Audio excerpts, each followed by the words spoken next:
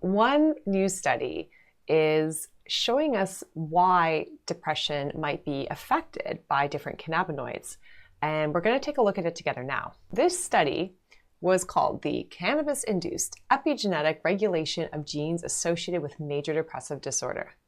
In English, what that means is that cannabis and cannabinoids seems to potentially affect how our genes are showing up for us, how our genes are regulated.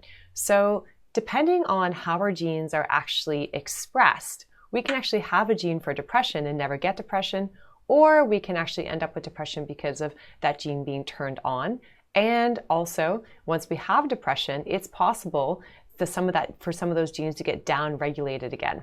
So being able to turn on and shut off genes is something called epigenetics.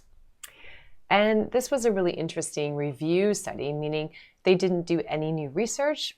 What they did is they looked in the existing literature to see what studies were out there looking for different genes that were differently methylated, meaning basically this little thing added onto a gene, a tag basically on a gene, telling it to basically express or not.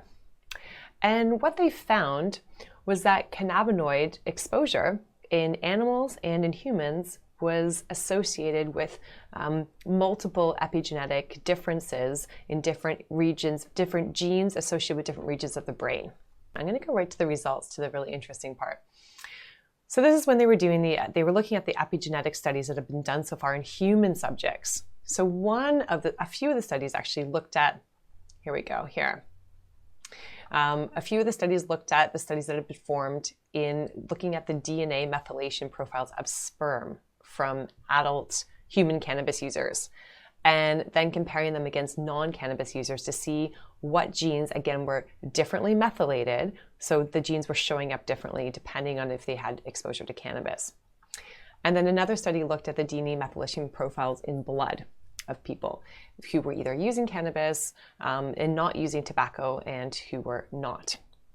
And both of these studies show that there was some differences. There are specific genes that are associated with depression.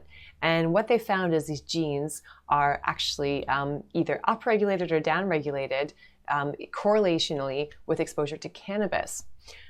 What that actually means in reality is that we might be one step closer to understanding at least one of the mechanisms why some people find medical cannabis, for example, helps with their depression symptoms. Not just depression, but in bipolar illness as well, helping them upregulate and then downregulate as well. So there's still a lot that we need to know, but it's a really interesting study looking at a potential mechanism for why cannabis seems to help many people with depression.